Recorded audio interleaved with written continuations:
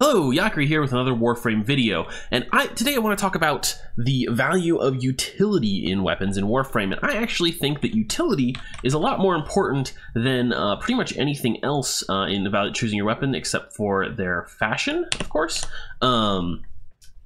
Oh crap. Alright, that's sad. But anyway, the real point of this video is to talk about game balance and choosing weapons and what's more powerful than other things, right? So first off, I want to show you something. This is like a modded to the Gills Lanka. I've got a ribbon mod. Seriously, it's overpowered. It's great.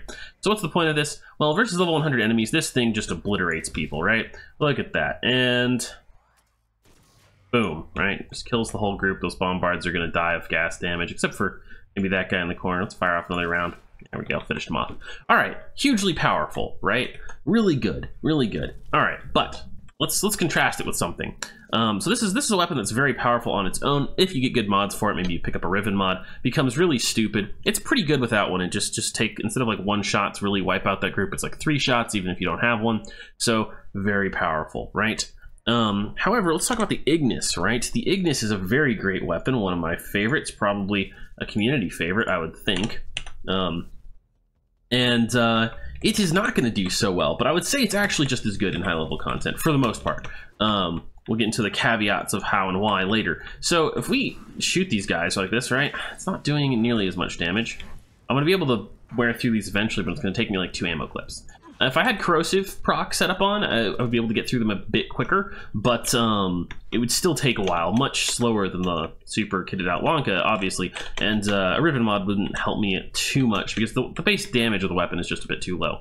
So how can I resolve this issue, right? Because the Ignis, unlike the Lanka, has a huge ammo clip, fires constantly, and can cover a very wide AoE of enemies, right? So I'd love to use the Ignis in high-level content a lot of time. I mean, I'm actually a big fan of snipers, so I probably wouldn't myself, but theoretically, right, you know, let's say I don't care which weapon I use, I just want the most effective one. I'd love to use this in high-level content because it'll be so easy for me to just kind of mow through enemies while jumping around the map and acting like a ninja. So, you know, that's the way a lot of people like to play, I assume.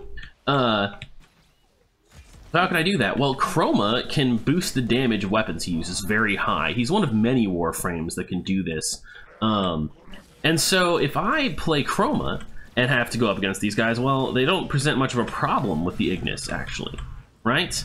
There, damage issues resolved. And the thing is that the Ignis, look at them, still firing, just still spamming it out. The Ignis has much better utility than the Lanka, right? It's got much better utility. Even though the Lanka is a proc weapon as well, also it can actually status proc more frequently. And imagine if I didn't have to care about like corrosive proc. Well, I've got viral, I think. What do I actually have modded onto this right now? I believe I know I've got radiation. I've got radiation and just radiation cold, right? Slow down enemies and rad proc them. Rad proc is really nice versus infested because, you know, it stops the ancient healers from protecting enemies. So you can really just mow through all enemy types with rad damage as long as you boost it high enough, right? So yeah, with Chroma, I can do that. And Chroma isn't the only Warframe that allows you to do this. There are tons of Warframes that allow you to do this, like Limbo and Mirage and well, Rhino doesn't quite boost your damage high enough, but along the same veins, yeah, Rhino, Nova, tons more, Octavia, and many of them have team damage buffs. So if you're not playing alone, there's a good chance you could get multiple buffs and have your damage boosted by, 500, 1,000% more. You know, hard to say. Banshee can go very high on her own, like, you know, several 1,000% damage boosts. So yeah, you can get very high damage with weapons, even weapons that have very low damage normally, right? High enough to kill level 100 or even higher enemies in just a few moments. And that means that utility is what really matters at this point, not the damage of the weapon so much. There are probably some things that are so bad that isn't going to matter anyway, but with a fairly decent weapon like the Ignis that has high utility, meaning it hits a lot of targets at once and it can status proc, that's what really has a lot of value in most of the missions you're actually going to play in Warframe. Because if you're playing lower level than, say, level 80 missions, this weapon is not going to have a lot of trouble killing enemies without a damage boost. If you're playing playing higher level missions than that and you do bring a damage boost, then this weapon's still not going to have any trouble killing enemies, and it's very easy to bring a damage boost. Now, this is a little less true if you play solo, of course, especially if you have you're a really big fan of some frame that doesn't have a damage boost, like maybe Wukong. He's certainly a viable gun frame for high level missions because of his 9 vulnerability. However, he doesn't have a damage boost for his weapons, so you would need to use a weapon that's a little bit more effective on its own. But a lot of the time, a huge amount of the time, especially if you don't play solo, you're going to be able to boost the damage of your weapons. It's a pretty common ability on Warframes, and it's often an AoE that can affect your team.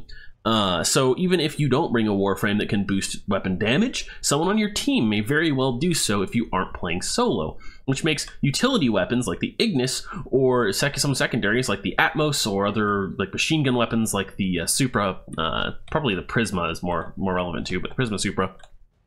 Those weapons gain a lot of value when you're boosting utility, right? So I don't know if I really need to cover any more examples in this video. I was gonna show off some other stuff, but I think it just kind of wastes time. The point at the end of the day is that when you're evaluating what kind of weapon you should use, just consider that utility factors like how many enemies you can hit, how big an ammo clip it has, how the weapon handles, and just kind of what you like in your play style is a lot more important much of the time than objective power levels. Of course, certain weapons are still going to be better than others, and even when we're talking about utility, not all weapons are created equal. A lot of sniper rifles are still pretty low on the utility power level charts because they hit one enemy at a time, and what really is handy is getting a lot of enemies at a time and doing status effects on them.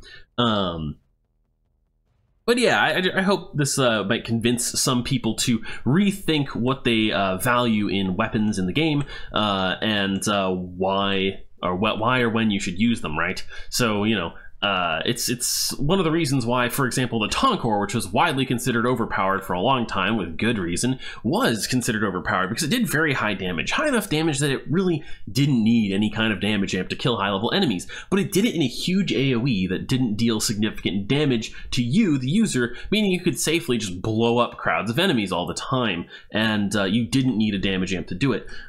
It's a little bit more true at the moment that there aren't too many weapons which fall into that category, and the ones that do are a little overpowered. Yeah, I think that pretty much covers everything. So when you're thinking about like what weapons are best for high level missions in Warframe, or for missions in general, considering the point of lower level enemies just dying to just any old weapon, think about the fact that what's really going to help you out a lot of the time is utility. To reiterate, we'll just do a little recap here. Weapons are more useful for their utility, in my opinion, than they are for their actual raw damage. Because there's so many plentiful ways to boost the damage of weapons that a lot of the time, but not all the time, your weapons are going to do enough damage that bringing a really powerful weapon, a weapon that's much better, like say bringing the Lanka instead of the Ignis, is going to be pointless because it's just going to do overkill damage on the enemies, right? If the Lanka and the Ignis both one-shot enemies, then you're not getting any value out of the extra damage that the Lanka has. Yeah, that recaps it pretty well. All right, thank you all for watching. Yak React.